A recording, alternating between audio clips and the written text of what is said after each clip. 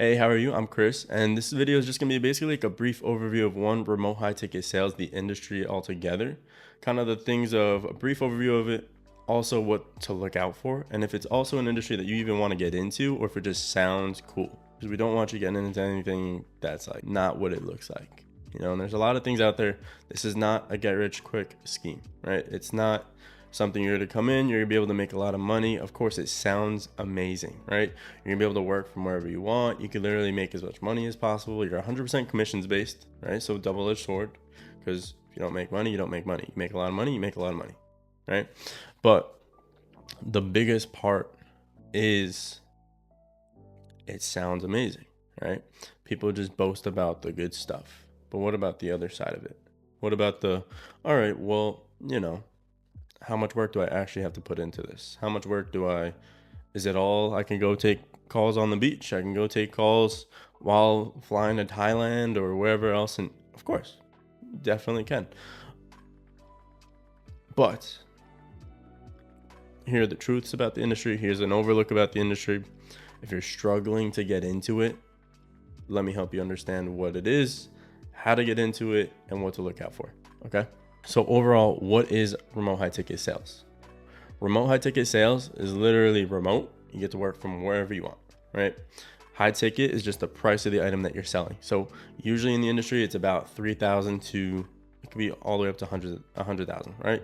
Average in the industry is about 6,000. So commissions on that, right? Money in your pocket is about, I want to say 6%, sometimes 10%, all the way up to 20%. Right? If you're at 6%, you're on the lower part of the totem pole. It should be around 10%. And then some are really nice and good and they'll give you 20%. I'm on an offer currently 20%, right? $5,000, 20%. That's $1,000 I make per sale I close. There's also another offer I'm on. It's only 10%, but it's also tiered. So tiered per cash I collect per month. There's tiers in some offers where you'll start at 1%, and as you collect more cash, you'll bump up, okay? And so some are retroactive. Retroactive, just if you're new to sales, means everything you've done that entire month, instead of you being at 10% when you first got that deal for that month, if you bumped all the way up to 15%, everything for that month goes up to 15%. Not everything's like that though. Sometimes it's 10%, stays at 10%. Everything you get at 15%, you get at 15%, because now you know what remote high ticket sales the name is, but what is it actually, right? So you have companies, you have businesses, you have influencers who have something to offer, right? So they don't have the time to talk to the people who are interested in the product that they're selling. So that's where you come in as a closer, right? There's setters, there's closers. Setter literally just calls these people up, puts them on your calendar as a closer, and you close that deal in a 30 to 60 minute Zoom call, right? All your job is to do is literally close them on that call. That's all it is. So you walk them through the product, you ask them their pain points, everything else, right? In the structure of the call, you close them for the thousands of dollars. The company, the influencer, they do the fulfillment. That's not you. You don't do anything on that end. You literally just are the middle person, right? So company, influencer, they're doing the marketing. They're doing whatever it is. People are interested. You get a warm inbound lead. You set up your calendar however you want, right? If you want to work more hours, you want to work less hours. I can't tell you what to do and when to do it. You're 1099. You're an independent contractor. So you work whenever you want, but you have to deliver the results. So if you need to get a certain amount of cash collected, you need to close a certain amount of people. It's your job. Do it whenever you want, but do it, right? So typically what you could look to see yourself making would be, like I was talking about, 10%, right? So say you get a bunch of leads throughout the day. If you were to close 20% close ratio means out of every 10 people you speak to, you close 2 of them. So if you speak to 5-10 people a day, right? That means you're closing 2 people a day or 2 every other day. So say, for example, you have the $5,000 offer, right? $5,000 at 10% commissions. That's $500. So 2 people, that's $1,000 per 10 calls. If your calls are 30 minutes to an hour, for 10 hours, you made $1,000. Now, if you're able to figure out a way to do more numbers, less numbers, whatever it is, kind of tighten up your close ratio, do 30, 40% instead of 20%, you're just going to be able to do more. we'll run numbers real quick. So say you did 30 people in a week, right? That means you should have closed 6 people, which is $3,000. So that would be like a full-time week, right? Where if you have 30 minutes hour calls, you're trying to do just 40 hours. Okay, 40 people, that's 8 people you closed, right? So then it's 4,000. So you can make 4,000 in a week. Realistically, people will say, okay, yeah, you can do a lot. You can definitely make a lot of money. You can make way more than that. Now, how do you do that? You fully maximize. People think like they can just come in, do this on the side. They're going to make thousands and thousands and thousands of dollars. You can definitely do that. But don't just think you're going to come in, you're going to make thousands of dollars as soon as you step foot in it. And it's just like that. It's not like that. It is not like that. Do not come in here. If you expect that, walk the other way. This is not for you. You will have a lot of mental discipline that you'll get from this. You will do a lot of self-evaluation, physical development, mental development. You're going to be the best version of yourself. That's what you should be coming in here looking for. Now, you don't want to come in here just solely looking for money. If you're just looking for money, go get a 9-to-5 job. Go get something else. This is probably not it.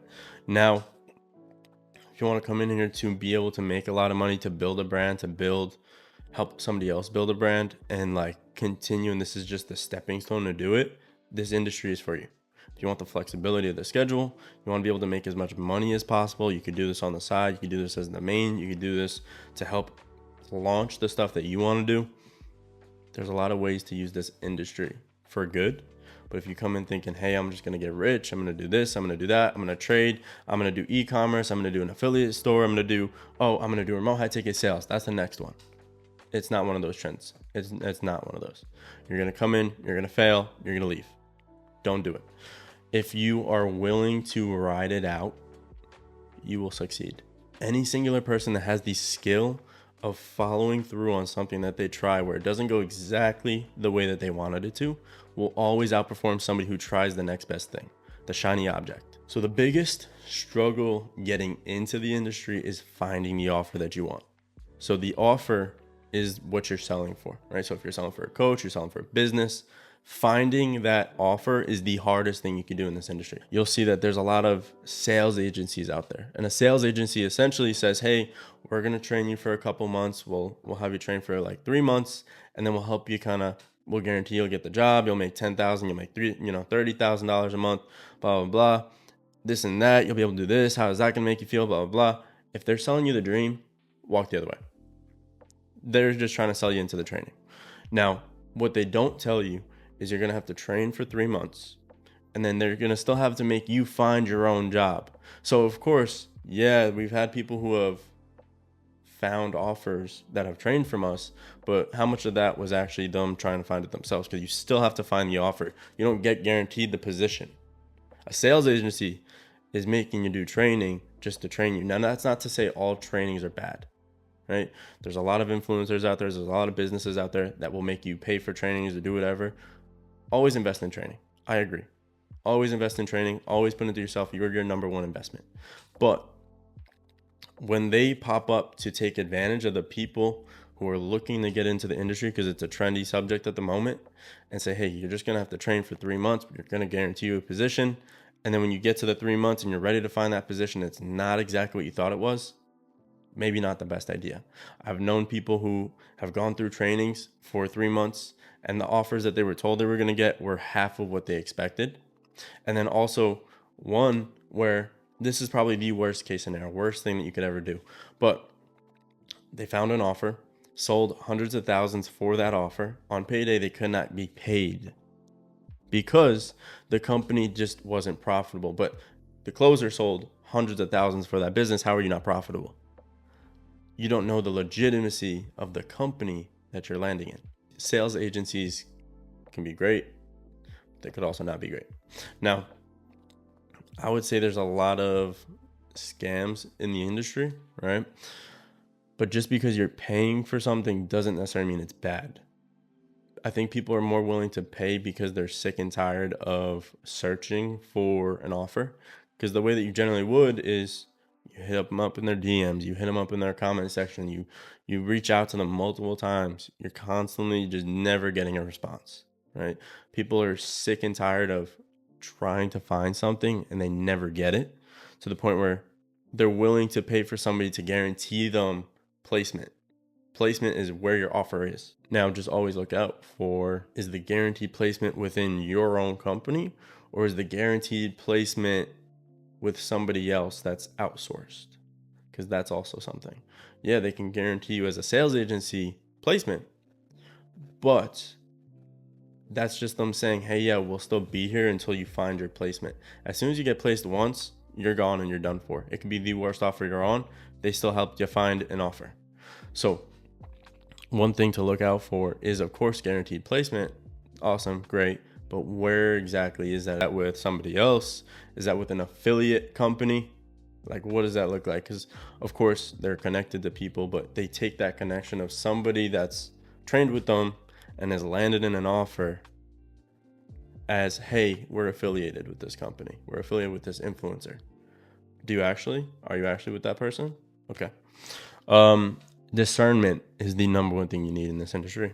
Don't take everything for fact, because it's probably not. You really have to trust the right people. There's really good people out there. There's really bad people out there. There's kind of a little bit of an in-between. There's people that sell training and say, don't buy training. Then there's people that say, hey, you could pay for the training. It's fully refundable, in the sense you get your money back as soon as you prove yourself. There's stuff, those you should trust.